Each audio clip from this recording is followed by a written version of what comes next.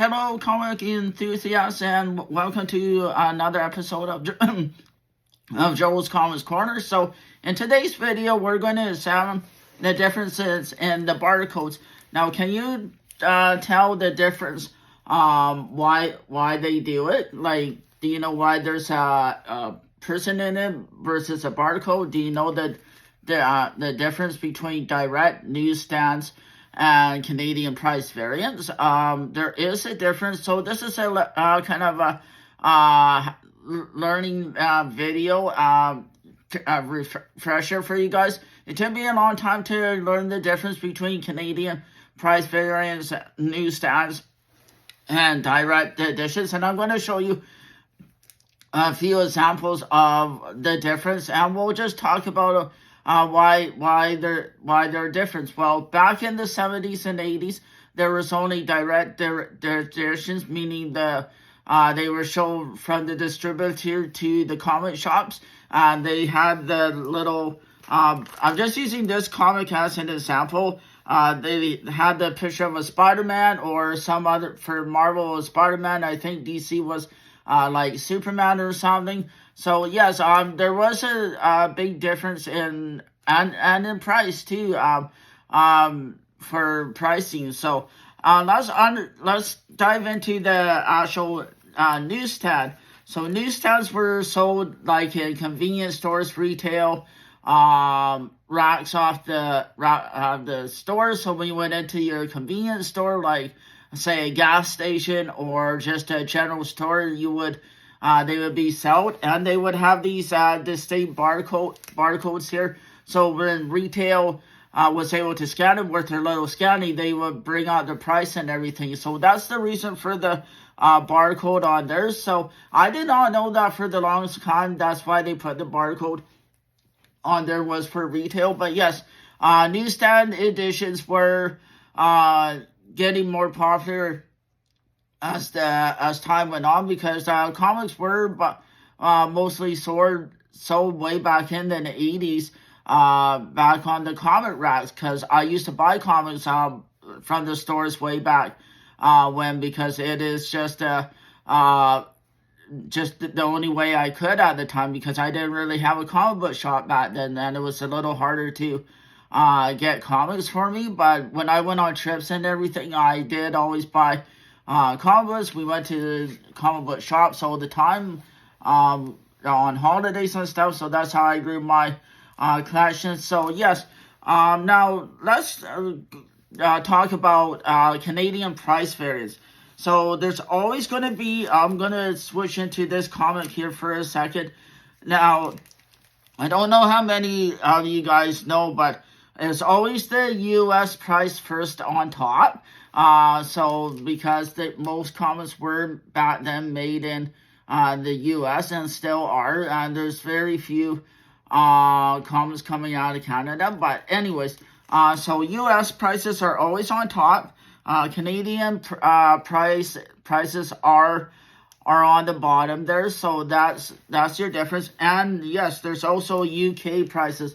I'll post this up to the camera for you guys. I hope you can see the price difference. And there's always going to be a difference in pricing, because usually because of exchange.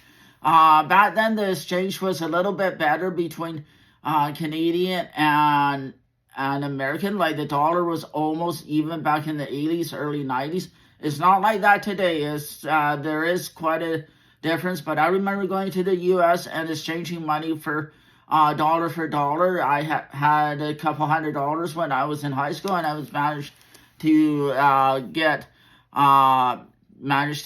the Canadian, and managed to almost have the same as American. So yes, back then the American and Canadian dollar was almost at par, because when I used to go to Oregon, I would always almost having even money. So, and again, that's how I got a lot of my comic books, by going to the comic shops down in the U.S., because it was a lot easier back then. You can to buy comics, and they're only like 50 cents back then. So the best way to tell if it's so yes, and because of the exchange, Canadian will be always a little bit higher, and that's still true today. It is unfortunate, but comics are higher. So now, yes, there is difference in Canadian price fantasy. I'm going to show you a comic.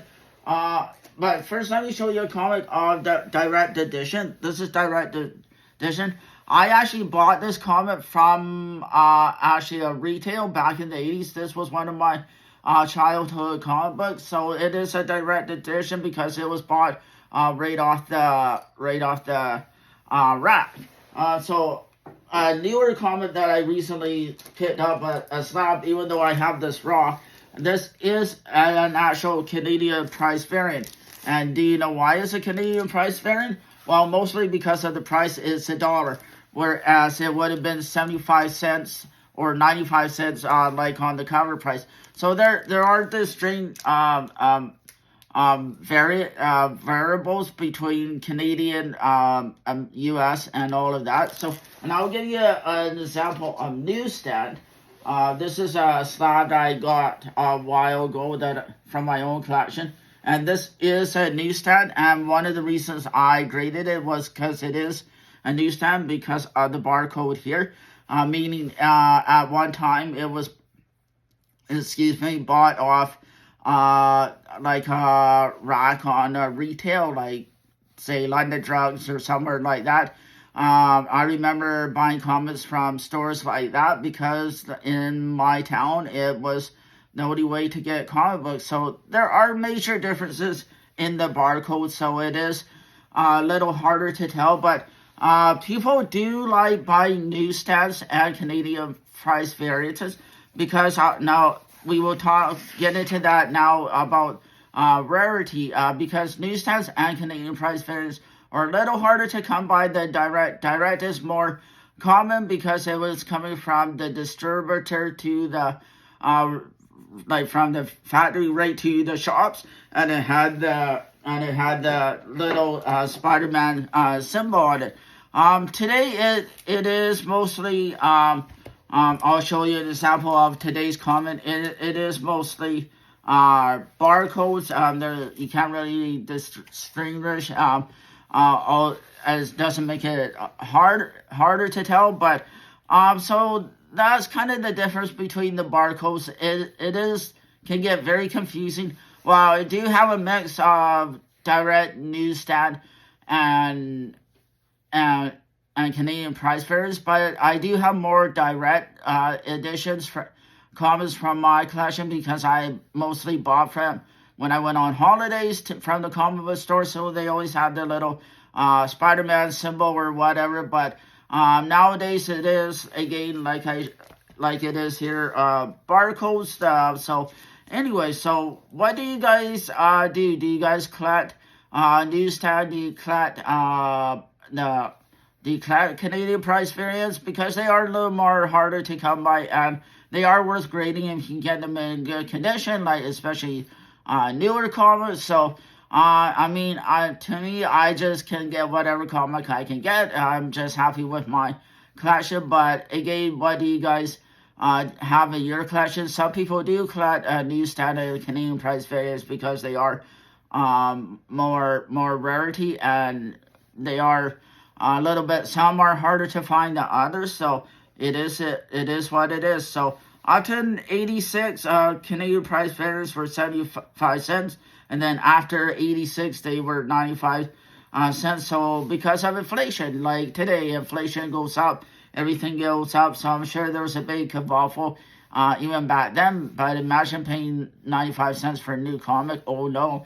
But anyways, so conclusion is we all collect difference in prices. And the barcodes kind of indicate the difference in prices. So, I mean, we all collect different. That's my message. Don't let anybody tell you what to collect, what not to collect. I'm just happy to have comics, and yeah, I'm grateful to have newsstand and Canadian price variants now that I kind of know the difference, and I hope you guys can too. So this is kind of a refresher for me, for you guys, for new collectors out there. I'm just trying to be a little more informative for you guys on comic books. I'm going to try to do more weekly formats for you guys. I'm Joe from Joe's Comics Corner. I hope everybody has a learn something new today in today's video. Thanks, everybody.